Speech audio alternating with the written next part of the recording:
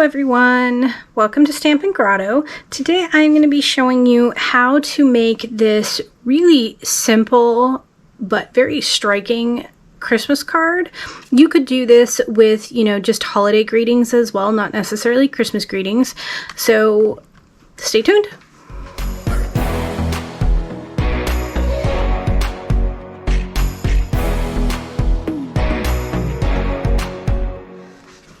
So to make this a little bit easier, I have gone ahead and pre-made everything, but I'm going to walk you through what I used and how I created this card.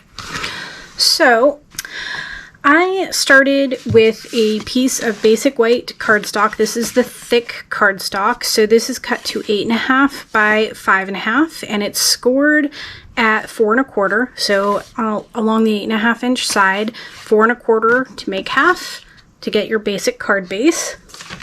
And then I cut a piece of polished pink to 3 7/8 of an inch by 5 1/8 of an inch. And then I went ahead and cut a piece of basic black to 3 3/4 by 5 inches.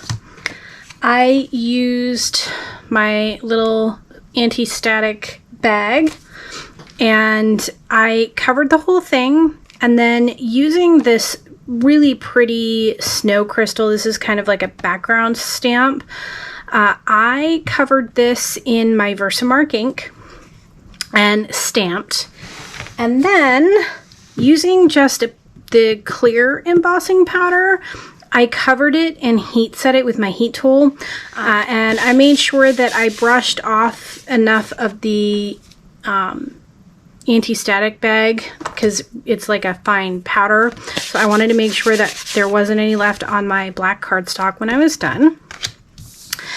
And then I went ahead and in the polished pink ink to match this cardstock, I stamped the Christmas wishes from the Leaves of Holly stamp set, so this stamp right here. And this paper is cut to about 5/8 of an inch by about 3 inches. And I just used my paper snips to create this banner effect, but I mean, Stampin' Up! Has punches that you can use to do the same thing. They even have fancier edges if you wanted more of a label kind of look. But I was going for simple without a whole lot of tools. So let's go ahead and put this card together.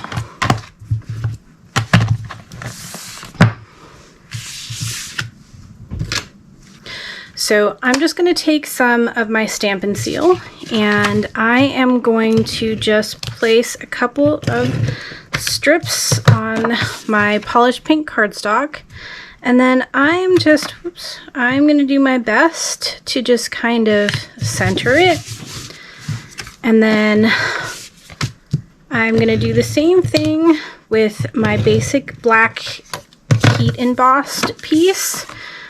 And this one is just marginally smaller than the polished pink because I wanted to have just a small border to help accent that embossed piece of cardstock. For my sentiment, I am going to use a few of the Stampin' Dimensionals to just pop it up a little bit.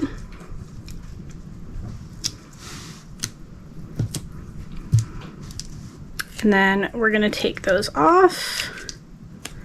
And I'm just going to lay this down right about here, kind of centered.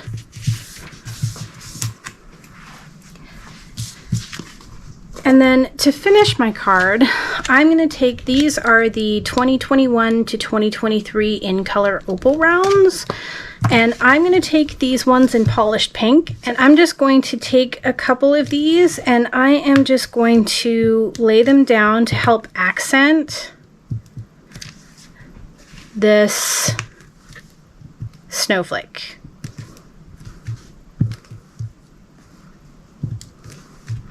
So just like that.